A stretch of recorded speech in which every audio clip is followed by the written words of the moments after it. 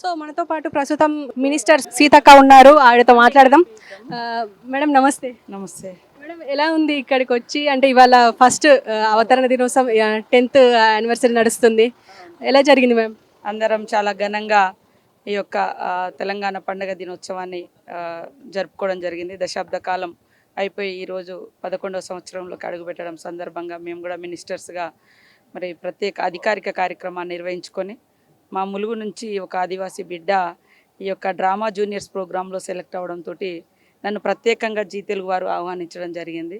అంటే దాదాపుగా అంటే మారుమూల అటవీ ప్రాంతాల నుంచి, ఆదివాసీ ప్రాంతాల నుంచి ఇలాంటి పట్టణాల్లోకి వచ్చి ఆర్టిస్టులుగా లేదా ఇట్లాంటి షోస్ ఎప్పుడు కూడా చేసినటువంటి దాఖలా లేవు.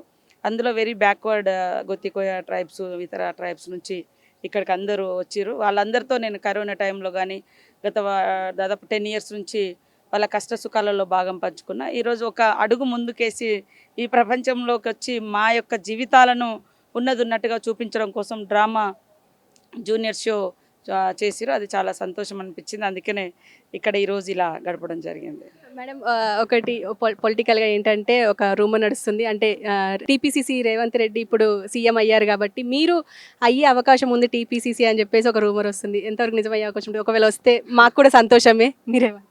అలాంటిది ఏం లేదండి. ఏదైనా పార్టీ అడిగినప్పుడు నా మనోభావాన్ని వాళ్ళతో చెప్పగలుగుతా. నా దృష్టిలో అంటే నాకు అలాంటి ప్రశ్న అయితే ఎదురుగాలి ఈ రోజు వరకు, బయట అయితే ప్రచారం అవుతుంది. అండ్ మేడం ఇప్పుడు ఆల్రెడీ రాష్ట్రగీతం మీద కాంట్రవర్సీ నడిచింది, ఇప్పుడు లోగో మీద కాంట్రవర్సీ నడుస్తుంది. అంటే ఇలాంటి కాంట్రవర్సీల మధ్యలో ఇలాంటివి అవుతున్నాయి, ఎలా మేడం? అంటే ఏదున్నా అసెంబ్లీలో డిస్కస్ చేస్తాము, తర్వాత అందరి ఒపీనియన్స్ తీసుకొనే లోగోకి సంబంధించి కూడా నడుస్తుంది. లోగో కూడా అన్ని తెలంగాణ మొత్తం ప్రజల ఆకాంక్షను ప్రతిబింబించే విధంగా ఉంటే బాగుంటుందని నా ఆలోచన. Okay ma'am, thank you.